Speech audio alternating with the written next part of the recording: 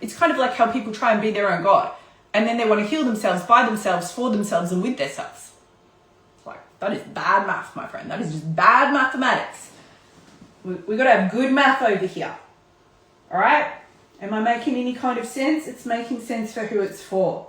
So you are that missile. You are that arrow that's being shot out from heaven. Straight from heaven. That's you.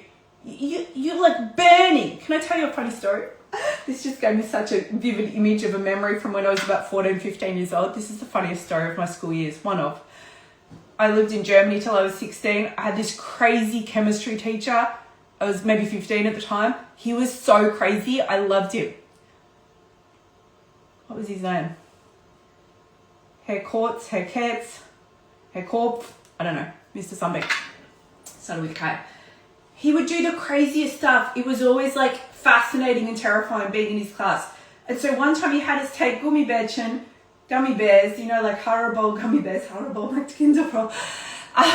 He had us take gummy bears, and put them in test tubes and put some kind of concoction in the test tubes.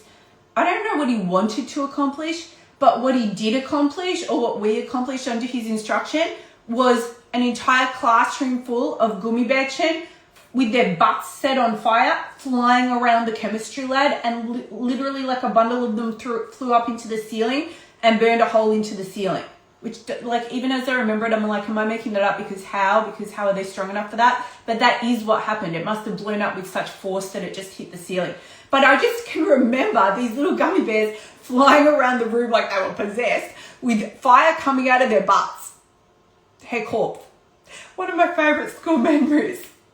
Oh, it was wild. I just feel like so much happened in my German school days that would never happen here. For example, being 14 years old, going on school camp to Holland, and our mathematics teacher taking us to a beer garden for some beer.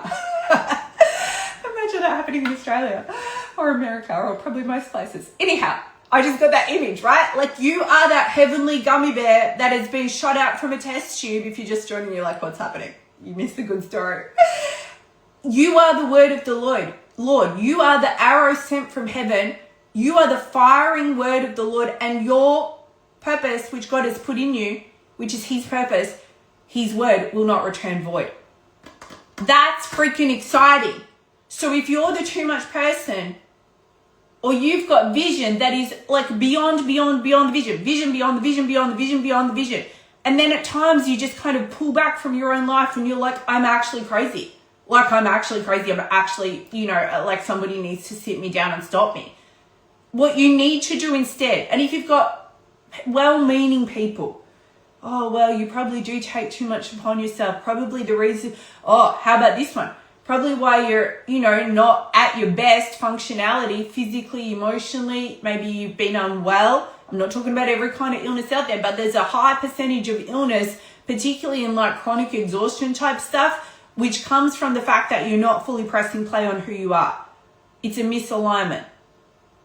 It's a betrayal of your own soul. It's a refusal to be who you are. So for some people, literally, in order to be well, and actually this is true for all of us, in order to be well in like every sense of the word, no, we don't actually need to slow down and breathe. We need to wake up and live. We need to be that arrow that is shot out of heaven like a burning missile and goes to wherever it's meant to go. All right? And just like give in faster to who you are.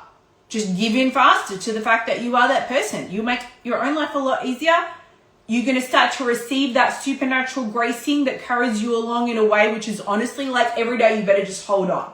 Like buckle up. Because whatever level you thought you were playing at and maybe you thought it was tiring you out, and so you're like, oh, I need to like arrange my schedule better. I need to schedule more days off. No. You need to go harder, faster, deeper, and more relentlessly into who you actually are. But